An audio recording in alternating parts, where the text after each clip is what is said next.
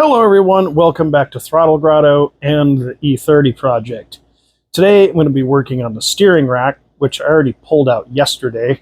It came out in like 15 minutes. All I had to do was undo the tie rod ends, the two bolts that hold the steering rack to the subframe, and the one slip joint for the steering column. And it literally just dropped out of the car. It's the easiest steering rack I've ever taken out in my life. So today I'm going to get new boots on it, new tie rod ends, get it cleaned up, and then we're going to put it back in the car. And then that's one more thing off our list of stuff, which seems to be growing a little bit. All right, you can see here the condition of this rack. Like, the rack's in good shape. There's nothing wrong with the rack. Like, the mounts are still in good shape, all the mounting points and everything. It's still, I probably can't test it here, but the innards are still good, just the boots have perished, and the tie rod end boots have definitely perished. Now, there's probably more life left in these, but just getting these boots is not really that easy. So it's easier just to guarantee that I've got good parts and swap them out with new ones. First, I'm going to get this thing cleaned up, and then we'll put all the new parts on it and get it back in the car.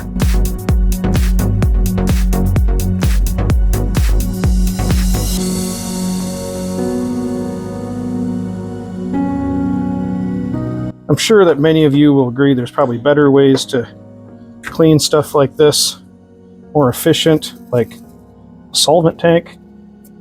But this is the way that I found that creates the least amount of total mess and waste. I only used 3 blue towels and about 7 or 8 squirts of brake clean to clean it this way. So it does take longer, but it's a pretty efficient way to clean up aluminum parts. So now I'll clean up the bench here real quick. So the nice thing about having 2 sides of a steering rack to do is when you forget to press record for the first one, you still have the second one to make it up to everyone with. So hopefully I don't bump it off again. Pretty simple procedure here. I'm going to mark this tie rod threads and also put a little mark here about where where this points up at, so I have sort of a reference when I twist it back in to where I'm going to locate that. And then it's just as simple as undoing this pinch clamp. You don't even have to take it out all the way, and then this just threads out. And then we're just going to cut this boot because it's easier than messing around with trying to slip it off of the rubber bushing here that it sits on.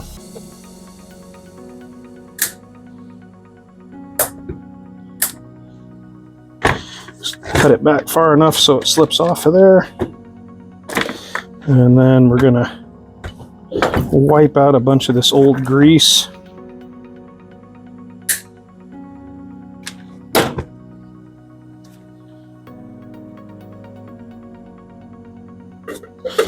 But actually, like, aside for some old dry grease, the whole thing's in pretty good shape. Probably one of the benefits of not being used for so long is that this whole assembly stayed in decent shape. Now I'm just going to pack in. There's probably better ways to do this, more appropriate or correct ways, but I'm just going to put some chassis grease on here to help prolong the life of the rack and these ends.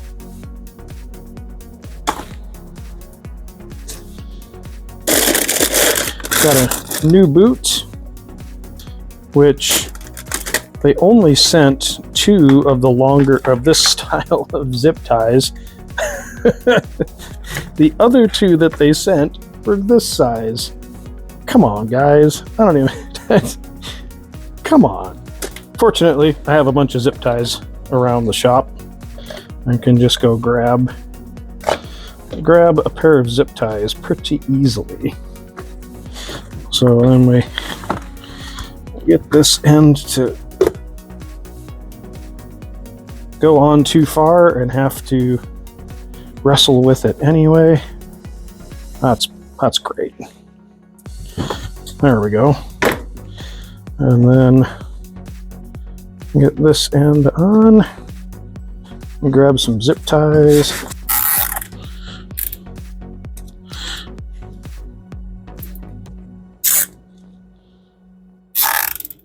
And then we've got our new tie rod end. This never seems to work really well when I do this, but I'm going to give it a try anyway.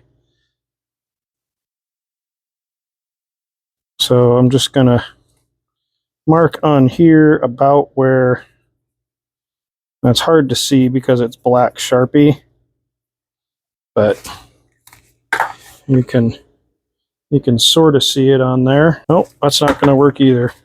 Let's just try more Sharpie. Throw it in there before it dries.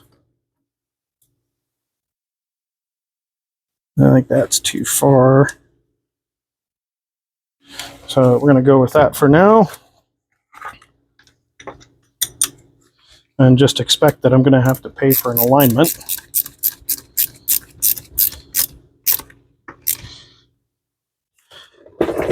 Cleaned up to the best of my ability on a pretty quick time frame here. I'm just going to slip the old rack back in here and then hook this back up, knowing full well that there's no possible way that I'll have the splines correct, and that it probably would have been easier to do that without the rack in the car. This is where it's nice to have someone else film you.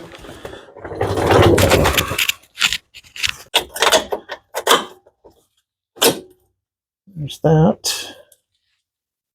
And that will help hold that in place. Let's see if I can... Oh my god. This way first.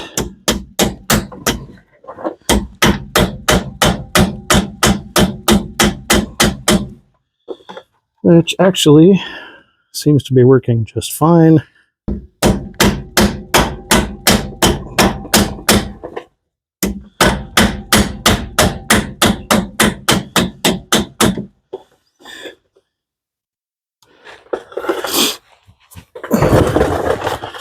See if I can do this without knocking the camera over a third time.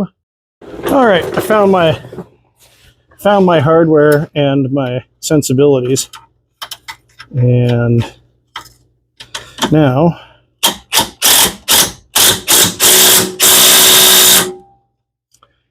put these back on. Hopefully not knock over the camera a third time, at least a third time in one episode. There we go. And then if we look, it looks like our tie rods at least line up with where they're supposed to go. And I'm just going to put these in loose. I'll write a note on the car itself to make sure that I remember to